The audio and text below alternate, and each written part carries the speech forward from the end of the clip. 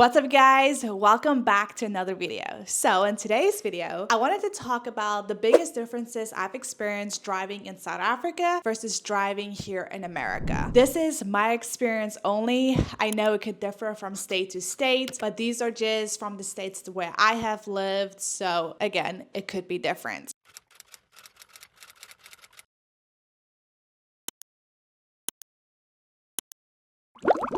Let's start off with driving on the other side of the road. I know a lot of people know about this, but I do think it is definitely something to adjust to, especially if you've been driving for a really long time in South Africa and now everything is the opposite. So you're sitting on the left side and you're driving on the right side. It sounds pretty confusing, but for me, it wasn't that bad. I only had my driver's license for a few months before I came to America. So honestly, it wasn't a big shock for me to like being the way they do it here in America. But again, I can totally imagine the people that have literally driven for years in South Africa, moving or even working here in the States, and then everything is the opposite. So definitely had to add that to the list. And with that comes turning right on red. So I definitely don't think this is a thing in South Africa. You have to wait until the traffic light is green before you can turn on the street. But here in the US, sometimes they would have rules where you cannot turn on red, but I would say most of the time, if it's clear, you're good to go to turn. Another thing is we always use kilometers in South Africa, and here everything is in miles. So when people tell me that's 5 miles away, I'm like, I don't know how far that is.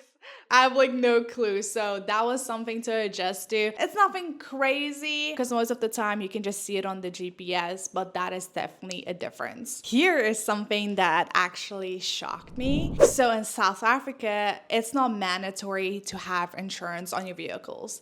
And here in the US, it is. Like, you would definitely get a ticket if you don't have insurance, which I also find really interesting. Like, why do we not need insurance back home? Like, how does that even make sense? But yeah, that's just something that I did find crazy. And then another thing is, so when I got my first car in South Africa, I got an automatic car. It was like a Polo. And I got my car in high school, in 12th grade, in matric. And I remember, especially the guys that would always make fun of me because my car was automatic. I honestly just felt like it was way easier, especially being a new driver. You don't have to worry about clutch control, about worrying about all of these different things that's so new if you drive an automatic car. But here in the US, almost no one drives manual. If you do drive manual, you're pretty cool and you're probably a guy or a girl that is obsessed with cars. But definitely it's not an ordinary thing. You can go to any car dealership and you'll probably find an automatic car, but there's definitely not a lot of manual cars here. Another thing that I found interesting was I've only experienced this one time living in Florida, and it is paying tolls. So yes, there's tolls everywhere, but I think I was in Fort Lauderdale one time where I had to give a person actual money to go through the tolls. In South Africa, maybe it has changed over the years. I mean, I haven't been home in like 7 years, but I do feel like every time that there is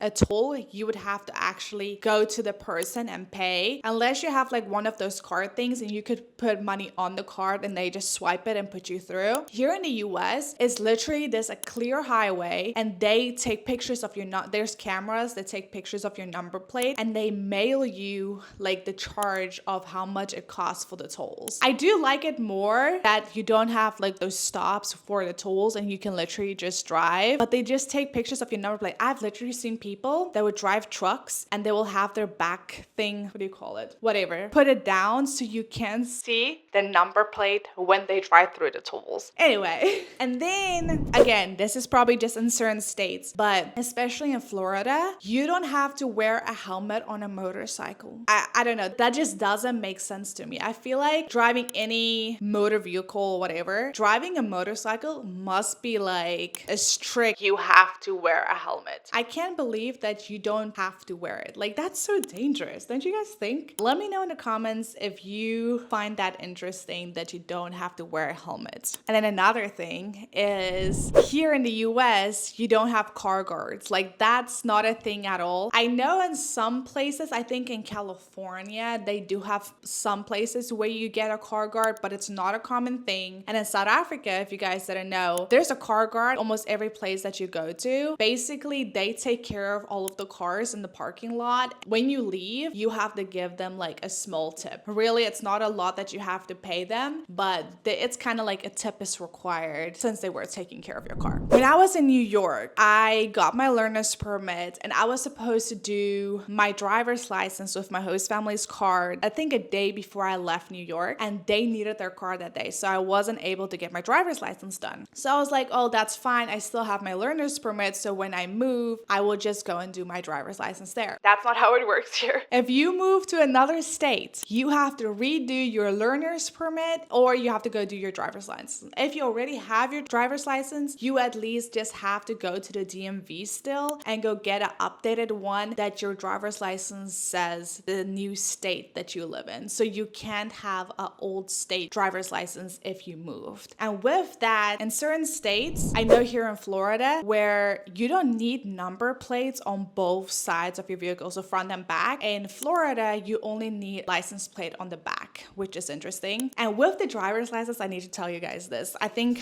people from South Africa would find this really interesting. I don't think this is by state. I think this is just overall. You need to have your residence address on your driver's license.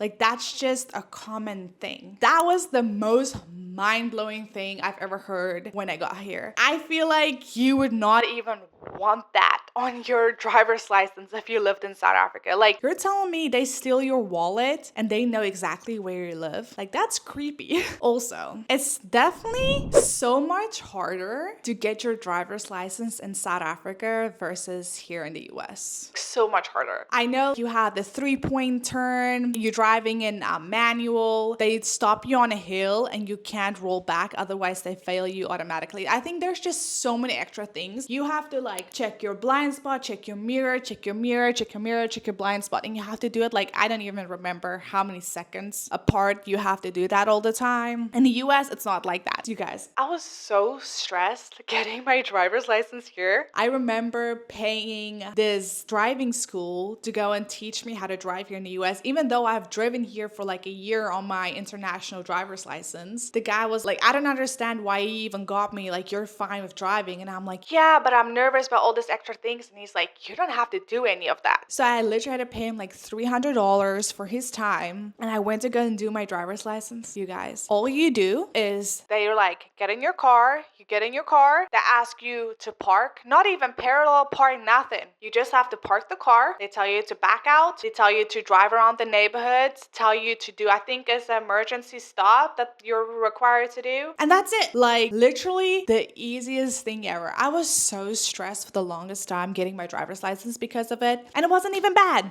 So if you think about getting your driver's license here in America, don't even worry about it. I'm sure you will get it. Here is another thing that I wanted to talk to you guys about. So in South Africa, it's just a common thing. Maybe there is a rule. I don't know. But like you can just walk over the road to go to the other side. Like, unless of course, if it's going to be a highway or something, that's different. But it doesn't matter really where you go. Like you can just walk over the street. Here it's considered jaywalking and you only have certain areas where you can walk over the street, and if you don't, you can literally get a ticket. Why is that so strict? And especially if there's people waiting at the crosswalk and you don't stop for them, I do think, don't quote me on this, but I do think you can get a ticket too. You have to stop the people go over the crosswalk before you can go, which I do like, but I do find it interesting. Sometimes like the crosswalk is so far away from where you actually need to be.